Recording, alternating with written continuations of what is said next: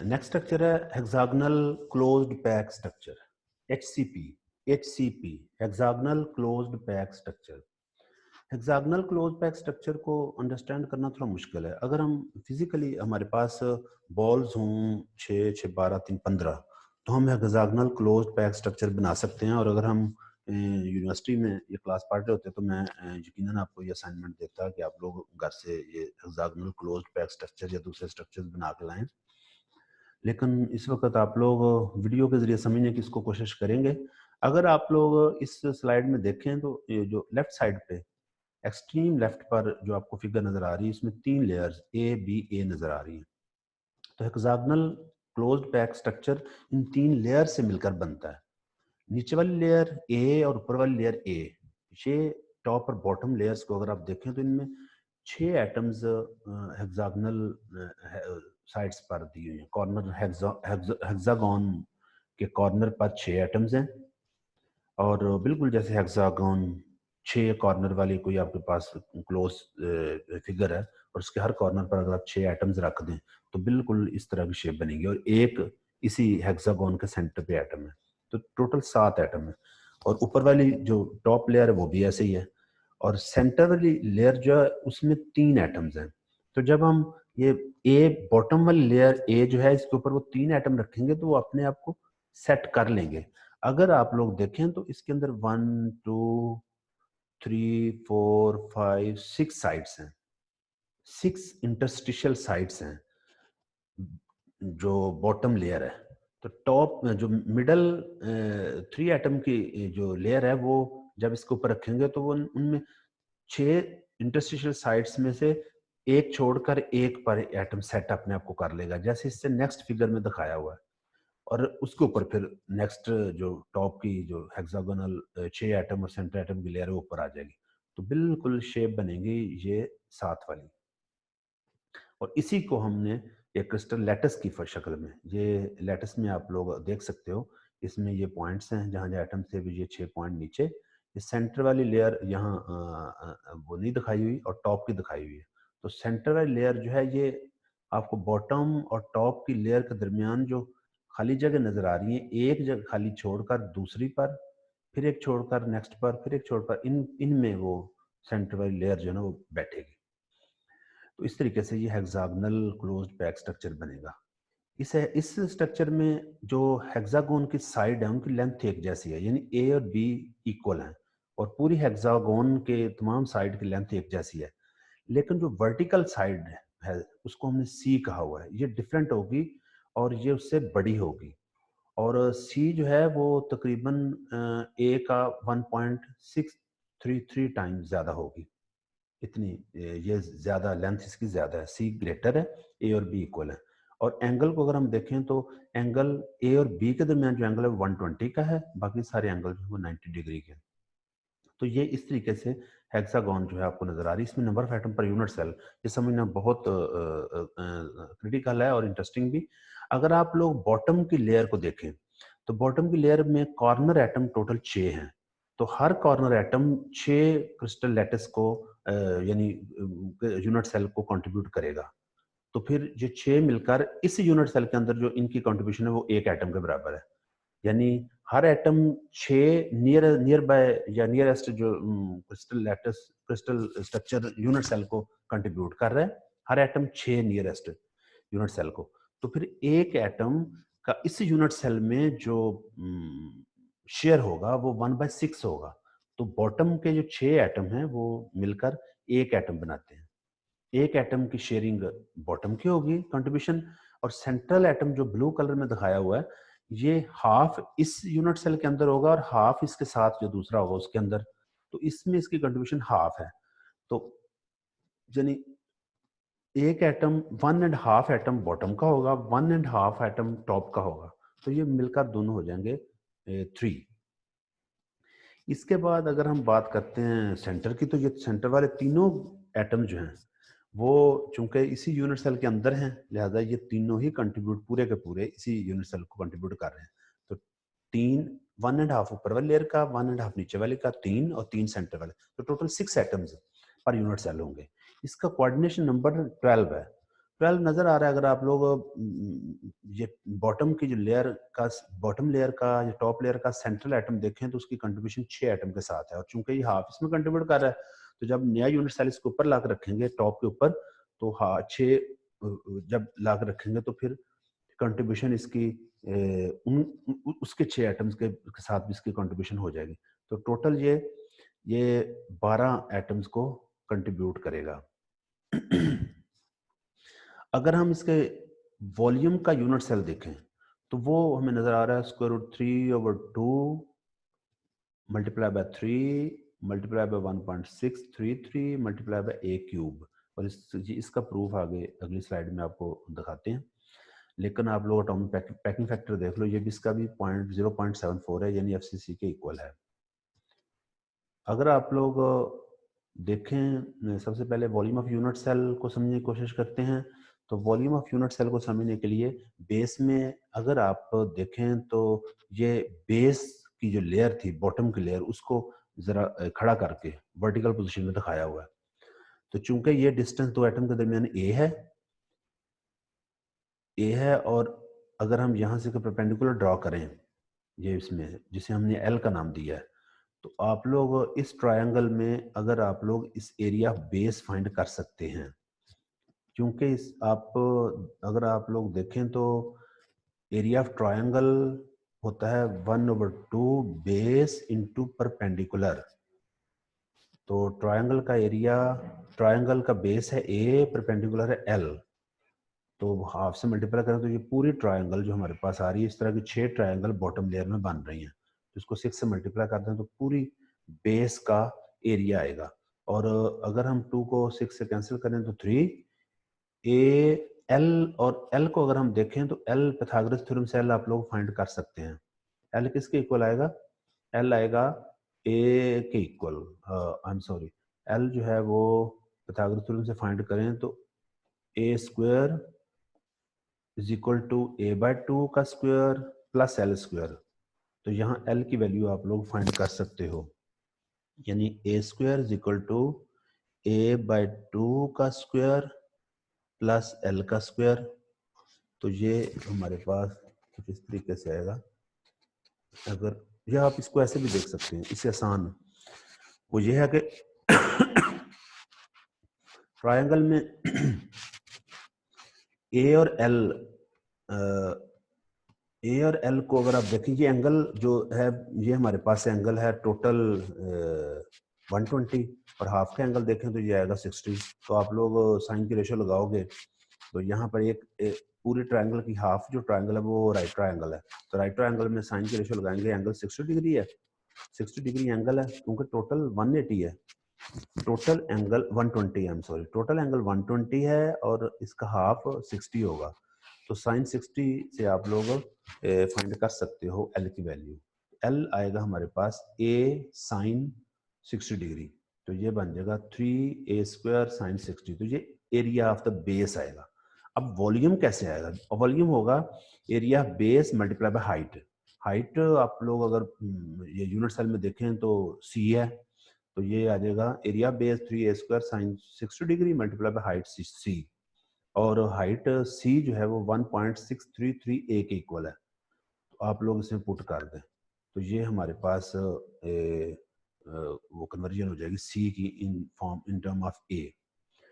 अब आप लोग वॉल्यूम ऑफ यूनिट सेल पता चल गया हमें, और number of atom per unit cell, वो number of atom per unit cell 6 हैं, multiply by volume of the atom, volume of the atom 4/3 pi r cube, और आर जो है एक आर ए जो है ये 2r के इक्वल है। यहाँ पर आप लोगों को ये एटम दूर दूर नजर आ रहे हैं, एक्चुअल आप यूनिट सेल को देखेंगे तो ये एटम साथ साथ एडजेसेंट हैं, साथ साथ जॉइंट हैं। तो जब एटम जॉइंट होंगे तो उनके उनका जो रेडियस है वो दोनों के सेंटर के दरमियान डिस्टेंस ए, और दोनों के अगर अगर अगर ये दो एटम आपस में जॉइंट हैं, जॉइंट एटम है, तो उनके ए जो है वो 2r के इक्वल होगा। आप आर को a/2 के इक्वल पुट करेंगे, तो करके आप लोग सॉल्व करेंगे तो रिजल्ट आ जाएगा 0.74। इसके मतलब इसका एटॉमिक पैकिंग फैक्टर जो है 0.74 बनता है। नेक्स्ट जो हम स्ट्रक्चर है वो सोडियम क्लोराइड का स्ट्रक्चर है। सोडियम क्लोराइड का स्ट्रक्चर बहुत इंटरेस्टिंग है। सोडियम क्लोराइड के स्ट्रक्चर में ये सोडियम एटम और क्लोराइड एटम ये मिलकर ये सोडियम क्लोराइड का स्ट्रक्चर बनाते हैं। यानी जो साल्ट, कॉमन साल्ट है, रॉक साल्ट जो हम यूज़ करते हैं किचन में, घर में, खाने में, अगर आप उसको देखें तो उसका स्ट्रक्चर ये आपको जो नज़र आ रहा है उसका यूनिट सेल इस तरह का होता है। अब ये स्ट्रक्चर, इसको सोडियम क्लोराइड स्ट्रक्चर से नाम दिया गया है। शायद पहले ये जब स्ट्रक्चर डिस्कवर हुआ था, देखा गया था, ऑब्जर्व किया गया था, तो ये सोडियम क्लोराइड के अंदर, ये सोडियम क्लोराइड के अंदर ये ऑब्जर्व किया गया था स्ट्रक्चर। फिर और कंपाउंड्स के अंदर भी, और आयनिक कंपाउंड्स के अंदर भी इसी तरह का स्ट्रक्चर ऑब्जर्व किया गया, तो उससे फिर इस तरह के स्ट्रक्चर को सोडियम क्लोराइड का नाम दिया गया। स्टूडेंट ये कंफ्यूजन रखते हैं कि शायद सोडियम क्लोराइड के अंदर ही ये स्ट्रक्चर है बस, और किसी में नहीं है। एक्चुअल में इस टाइप का स्ट्रक्चर जो है ना सिर्फ सोडियम क्लोराइड में, बल्कि इस टाइप का structure magnesium oxide, sodium iodide और इस तरह के कई और कंपाउंड, आयनिक कंपाउंड में इस तरह का स्ट्रक्चर एग्जिस्ट करता है। तो ये स्ट्रक्चर जो है किस तरह से बना हुआ है, अगर हम देखें तो जितने भी आयनिक कंपाउंड है उसमें ये आमतौर पर दो आयन्स, एनाइन और कैटाइन, यानी पॉजिटिव आयन और नेगेटिव आयन, दो किस्म के आयन के दरमियान ये स्ट्रक्चर एग्जिस्ट करेगा। अगर ये सोडियम क्लोराइड स्ट्रक्चर है तो वो वहां पे आयन दो किस्म के होंगे, जैसे मैग्नीशियम ऑक्साइड में मैग्नीशियम आयन और ऑक्साइड आयन, सोडियम क्लोराइड में sodium ion, chloride ion, sodium iodide में सोडियम आयन और आयोडाइड आयन, ये स्ट्रक्चर बनाते हैं। इसमें अल्टरनेट एटम्स हैं, एक सोडियम का एटम सराउंडिंग में क्लोराइड के एटम, या फिर क्लोराइड के सराउंडिंग में सोडियम एटम। एक किस्म के आयन्स, एनाइन के सराउंडिंग में कैटाइन, कैटाइन के सराउंडिंग में एनाइन, पॉजिटिव आयन के सराउंडिंग में नेगेटिव आयन्स, नेगेटिव आयन के सराउंडिंग में पॉजिटिव आयन। तो ये इस तरह का कुछ स्ट्रक्चर है। वैसे अगर देखा जाए तो ये दो क्रिस्टल लैटिस हैं एफसीसी, जिन्होंने एक दूसरे के अंदर इंटरपेनिट्रेशन की हुई है, एक दूसरे के अंदर घुसे हुए हैं।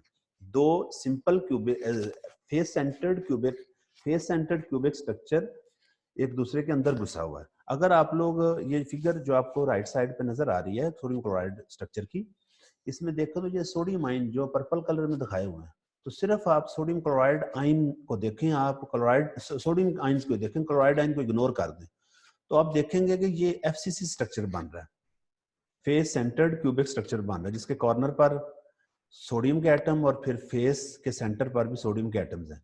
तो ये लैटिस सोडियम की है, सोडियम आयंस की है।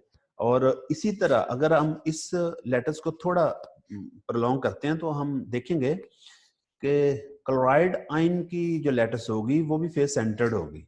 तो ये एक क्लोराइड आयन की फेस सेंटर्ड लैटिस और सोडियम आयन की फेस सेंटर्ड लैटिस, दोनों ने एक दूसरे के अंदर इंटरपेनिट्रेशन की हुई है, और इस इंटरपेनिट्रेशन से ये स्ट्रक्चर बना हुआ है। तो अब हम देखेंगे इसमें number of atom per unit cell कितने होंगे। फेस सेंटर्ड में number of atom per unit cell 4 होते हैं, तो चूंकि इसमें दो फेस सेंटर्ड लैटिस इंटरपेनिट्रेशन है, इसलिए 4 और 4 8 lattice, 8 number of atoms per unit cell होंगे, 8 number of atoms per unit cell, दोनों के 8 number of atom per unit cell है, जिनमें 4 एटम या आयन सोडियम के और 4 आयन जो है वो क्लोराइड के। तो टोटल 8 इस एक स्ट्रक्चर यूनिट सेल के अंदर 8 आयन्स पर यूनिट सेल है। और अगर हम कोऑर्डिनेशन नंबर देखें तो एफसीसी का कोऑर्डिनेशन नंबर 4 है, और अगर हम क्या था कोऑर्डिनेशन,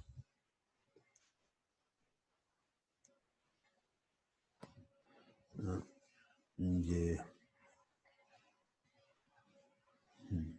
कोऑर्डिनेशन नंबर अगर हम देखें इसका कोऑर्डिनेशन नंबर, तो इसका हर आयन जो है वो 6 ऑपोजिट आयन को कोऑर्डिनेट किया हुआ है।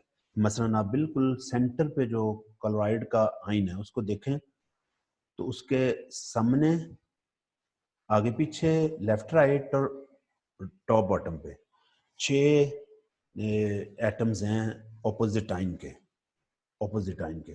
तो हम इसको कह सकते हैं कि इसने हर आयन जो है वो 6 आइन से कोऑर्डिनेट है, तो 6 कोऑर्डिनेशन नंबर बन रहा है। और अगर हम इसकी एटम आइंस की पोजीशंस की बात करें तो ये आइंस की पोजीशन यहाँ 4 किस्म की बन रही है। एक तो कॉर्नर पोजीशन है, और एक फिर एज पर पोजीशन है, एक फेस के सेंटर पर पोजीशन है, और एक यूनिट सेल के बिल्कुल सेंटर पर यूनिक पोजीशन है। तो total number of atoms per unit cell 8 बनते हैं इसी तरह।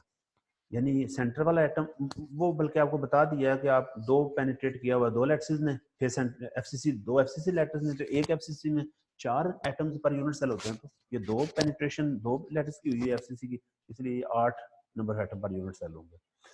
अब इसका जो एटॉमिक पैकिंग फैक्टर है वो फाइंड करना डिफिकल्ट होगा, और यहाँ हमें फाइंड करने की जरूरत इसलिए नहीं है कि ये दोनों, ये इसमें आयन एक किस्म के नहीं है बल्कि 2 किस्म के हैं, और दोनों का वॉल्यूम डिफरेंट है। तो ये बहुत कॉम्प्लिकेशन होगी इसके एटॉमिक पैकिंग फैक्टर को फाइंड करने में। तो अगर हम एक अलग लेक्चर इस पर रख लें तो फिर हम कैलकुलेट कर लें, लेकिन यहाँ पर आपको यहाँ करने की जरूरत नहीं है इसका एटॉमिक पैकिंग फैक्टर फाइंड करने की। नेक्स्ट स्ट्रक्चर है डायमंड स्ट्रक्चर। डायमंड स्ट्रक्चर, ये स्ट्रक्चर, डायमंड आपको पता है कार्बन एटम की खास अरेंजमेंट से बनने वाला जो स्ट्रक्चर होता है वो डायमंड स्ट्रक्चर है। तो डायमंड स्ट्रक्चर के अंदर तमाम एटम्स कार्बन के ही होते हैं। तो कार्बन के एटम्स जो हैं, और ये स्ट्रक्चर जो डायमंड का है, ये सिर्फ डायमंड में नहीं बल्कि और भी टिन में भी इसी तरह का स्ट्रक्चर एग्जिस्ट करता है। तो ये डायमंड स्ट्रक्चर कई एलिमेंट या कंपाउंड में मौजूद होता है, इसलिए ये स्ट्रक्चर भी स्टडी करना जरूरी है। ये स्ट्रक्चर सिर्फ डायमंड में नहीं है बल्कि कई मेटल या कंपाउंड में मौजूद होता है। तो इसमें अगर आप लोग देखें तो ये जो फिगर नजर आ रही है, इसमें कॉर्नर पे आप लोगों को डायमंड स्ट्रक्चर ये क्यूबिक है। इसके कॉर्नर पर 8 एटम और हर फेस पर एक एक एटम है।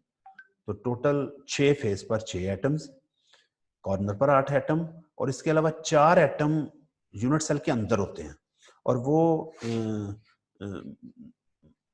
टेट्राहेड्रल साइड्स पर होते हैं। टेट्राहेड्रल साइड वो उसको समझना थोड़ा सा मुश्किल है। अगर हम एक्चुअल में फिजिकली क्लास पढ़ रहे होते तो मैं आपको ये समझा सकता था, लेकिन अभी भी मैं कोशिश करता हूँ। आपको कॉर्नर एटम्स की और फेस सेंटर्ड पर मौजूद एटम्स की समझ आ गई है। जो 4 एटम टेट्राहेड्रल साइड्स पर हैं उनको जरा समझने की कोशिश करें, जो सेल के अंदर हैं वो कहाँ पर होते हैं। वो 4 एटम जो हैं वो टोटल कॉर्नर 8 हैं, तो वो 4 कॉर्नर पर होंगे। मसलन आप जिस रूम में बैठे हैं इसके एक कॉर्नर में 1/4 डिस्टेंस एक्स एक्सिस डायरेक्शन में चले जाएं, 1/4 वाई डायरेक्शन में चले जाएं, 1/4 जी डायरेक्शन में चले जाएं, तो जो पोजीशन बनेगी वो वहां पर एक कॉर्नर पर एटम होगा। इसी तरह बिल्कुल उसकी ऑपोजिट साइड पे अगर आप लोग पहला जो टेट्राहेड्रल साइड पर एटम था, अगर उसमें आप लोग लेफ्ट की तरफ गए हैं तो उसकी ऑपोजिट साइड में राइट की तरफ चलोगे, और 1/4 एक्स एक्स डायरेक्शन में, 1/4 वाई डायरेक्शन में, 1/4 जी डायरेक्शन में, तो वहां पर वो एटम मौजूद होगा। तो ये बेस में दो ऑपोजिट कॉर्नर पर 1/4 of total lattice parameter, 1/4 of total length of the side के डिस्टेंस पर ये एटम मौजूद होंगे। और इसी तरह टॉप बॉटम, इस तरह टॉप की जो टॉप है यूनिट सेल का, वहां पर भी ऑपोजिट साइड पर, यानी बॉटम में जहां ऑपोजिट साइड कॉर्नर पर जो टेट्राहेड्रल साइड पर मौजूद थे एटम, टॉप पर उसके ऑपोजिट जो दूसरे कॉर्नर 2 खाली हैं वहां पर वो एटम मौजूद होंगे। यानी 4 एटम 8 कॉर्नर में, एक कॉर्नर 2 ऊपर 2 नीचे, और ये 2 जो जिन साइड पर बॉटम में 2 एटम मौजूद होंगे 1/4 पर एक्स वाई जी डायरेक्शन में, टॉप पर उसके दूसरी साइड पे ऑपोजिट साइड पे 2 एटम मौजूद होंगे। तो इस तरह total number of atom per unit cell जो बनते हैं, चूंकि 4 तो यूनिट सेल के अंदर मौजूद हैं, 4 वो काउंट होंगे, और बाकी 4 अगर यूनिट सेल वो 4 को निकाल दें तो बाकी ये सिंपल एफसीसी बनता है स्ट्रक्चर। तो एफसीसी में 4 एटम होते हैं, कॉर्नर पर 1 और 6 साइडों पर 3, 4 ये हो गया, 4 जो उसके अंदर टेट्राहेड्रल साइड पर है। तो टोटल मिलाकर 8 एटम्स पर यूनिट सेल बनते हैं। इसका एटॉमिक पैकिंग फैक्टर बहुत कम है और ये 0.34 है, 0.34। और इसका चूंकि इसकी साइड जो है उसको हम लेटिस पैरामीटर को ए से ज़ाहिर करते हैं, तो ये क्यूबिक स्ट्रक्चर है, इसलिए इसका वॉल्यूम जो है वो ए क्यूब होगा। इसका एटॉमिक पैकिंग फैक्टर कैलकुलेट कैसे करना है इसको ज़रा थोड़ा समझना होगा। एटॉमिक पैकिंग फैक्टर को समझने के लिए आप लोग इसमें ये फिगर जो नज़र आ रही है आपको, इसको ध्यान से देखना होगा। इस फिगर में आप ए से डी तक का डिस्टेंस हम जानना चाहते हैं। ए से डी तक का डिस्टेंस जानने से पहले आप लोगों को पता है ए बी, बी सी और सी डी ये तीनों ए के इक्वल हैं। लेटिस पैरामीटर जिसको हमने एक लेंथ ऑफ साइड का नाम दिया हुआ है, ये ए के इक्वल है। और आप लोग यहाँ से ए सी फाइंड कर सकते हो, बेस का जो डायगोनल है वो आप फाइंड कर सकते हैं बाय यूजिंग पाइथागोरस थ्योरम के बी का स्क्वायर प्लस बी सी का square is equal to A C का स्क्वायर। ए बी और बी सी आपको पता है ये ए स्क्वायर है, तो आप लोग ये फाइंड कर सकते हैं। इसके बाद जब आप लोग ए सी फाइंड कर लोगे तो अब ए डी फाइंड करना है। ए डी के लिए अगर आप लोग देखें तो ए डी में ए डी होगा ए सी का स्क्वायर प्लस सी डी का square is equal to A D का स्क्वायर। तो आप लोगों ने ए सी पहले फाइंड कर लिया और सी डी ए के इक्वल है, तो इस तरीके से आप लोग ए डी फाइंड कर सकते हैं। ए डी, तो ए डी हमारे पास आएगा A D is equal to square root 2a plus 2a square plus A square is equal to 3 square root A. A D आएगा 3 स्क्वायर रूट ए। अब अगर आप लोग देखें तो जो ए एफ है इसको जरा समझना है, चूंकि एक कॉर्नर पर जो टेट्राहेड्रल साइड पर एटम है 1/4 एक्स एक्सिस पर है, 1/4 वाई एक्सिस पर है, 1/4 जी एक्सिस पर, तो उसकी पोजीशन 1/4 1/4 1/4 है। तो इसका मतलब है ये जो एफ पोजीशन है एटम की, ये एडी का चौथा हिस्सा है। एडी का चौथा हिस्सा, तो हम कह सकते हैं F is equal to 1/4 A D, क्योंकि एफ पोजीशन 1/4 1/4 1/4 है। और अगर आप लोग एफ से आगे बिल्कुल सेंटर में जाएंगे तो बनेगी 1/2 1/2 1/2। और अगर आप डी पर जाएंगे तो डी सारा जो है वो ए एफ का 4 गुना है, ए एफ का 4 गुना है। और फिर हम कह सकते हैं कि A F is equal to 1/4 A D. और ए एफ जो है, अगर यहाँ पर तो एटम दूर दूर दिखाए हुए हैं, ये टेट्राहेड्रल साइड पर जो एटम एफ पोजीशन पर है और जो ए पोजीशन, आपस में साथ जॉइंट है। इन दोनों के दरमियान जो डिस्टेंस, अगर हम एटम के रेडियस को आर स्मॉल यहाँ कहा हुआ है स्मॉल आर कहें, तो फिर ए एफ जो है वो 2r के इक्वल है। तो 2r is equal to 1/4 A D, और ए डी हमने फाइंड किया था स्क्वायर रूट 3a है, तो फिर हम कह सकते हैं 2r is equal to square root 3a/4 है। तो यहाँ से r फाइंड करें तो आएगा स्क्वायर रूट 3a/8। r की वैल्यू हमारे पास आ गई। एटॉमिक पैकिंग फैक्टर जो है ये है volume of the all atoms present in the unit cell divided by volume of the unit cell. तो वॉल्यूम ऑफ ऑल एटम क्या बनेगा, 8 एटम्स हैं और एक एटम का जो साइज है वो वह 4/3 पाई आर क्यूब, और आर की वैल्यू ये वहां पर पुट करें और क्यूब ले लें उसका, डिवाइडेड बाय ए क्यूब। तो इसको सॉल्व करेंगे तो 0.34% बनेगा। 0.34 होगा पैकिंग फैक्टर, और अगर परसेंटेज देखें तो वो होगा 0.34%। और ये लूजली पैक्ड है, यानी इसमें नंबर ऑफ एटम का वॉल्यूम इसके हिसाब से पूरे यूनिट सेल के हिसाब से कम है। और लास्ट ये हम स्ट्रक्चर जो है ये सीजियम क्लोराइड स्ट्रक्चर को देखेंगे। सीजियम क्लोराइड स्ट्रक्चर ये बीसीसी स्ट्रक्चर की तरह है, लेकिन थोड़ा सा डिफरेंस है। डिफरेंस ये है कि बीसीसी में कॉर्नर पर एटम्स मौजूद होते हैं और एक बॉडी सेंटर्ड पर, लेकिन सीजियम क्लोराइड में होगा ऐसे ही कि कॉर्नर पर 8 एटम और एक सेंटर पे, लेकिन जो कॉर्नर पर एटम है वो एक टाइप के एटम्स होंगे और जो सेंटर बॉडी सेंटर पोजीशन पर है वो दूसरी टाइप का एटम होगा। तो इस तरीके से बनने वाला जो स्ट्रक्चर है वो बॉडी सीजियम क्लोराइड स्ट्रक्चर है। सीजियम क्लोराइड में इस टाइप का स्ट्रक्चर जो है वो एग्जिस्ट करता है। तो ये हम कह सकते हैं बॉडी सेंटर्ड ही है, लेकिन इसको बॉडी सेंटर नहीं कहेंगे, ऑर्डर्ड बॉडी सेंटर कहेंगे। यानी बॉडी सेंटर भी है प्लस इसमें ऑर्डरिंग भी है। ऑर्डरिंग मैंने आपको पहले बताया था, जब एक पोजीशन पर एक किस्म के एटम हो और किसी दूसरी पोजीशन पर दूसरी टाइप के एटम हो, तो वो ऑर्डरिंग आ जाती है उस वक्त स्ट्रक्चर के अंदर। तो सीजियम क्लोराइड ऑर्डर्ड स्ट्रक्चर है, लेकिन है बीसीसी। तो इसके पैरामीटर सारे बॉडी सेंटर्ड वाले होंगे। डिफरेंस क्या होगा? एक तो इसका caesium chloride silver zinc alloy जो है उसमें इस तरह का स्ट्रक्चर एग्जिस्ट करता है। बाकी जितने भी पैरामीटर हैं वो सारे बॉडी सेंटर वाले होंगे, यानी कोऑर्डिनेशन नंबर, फिर इसका जो वॉल्यूम, कोऑर्डिनेशन नंबर, और बाकी जो number of atom per unit cell, ये सारी चीज़ें वो बॉडी सेंटर वाली होंगी। तो this is all about the common structure of common structure of crystallography that will be encountered in our course and also in research.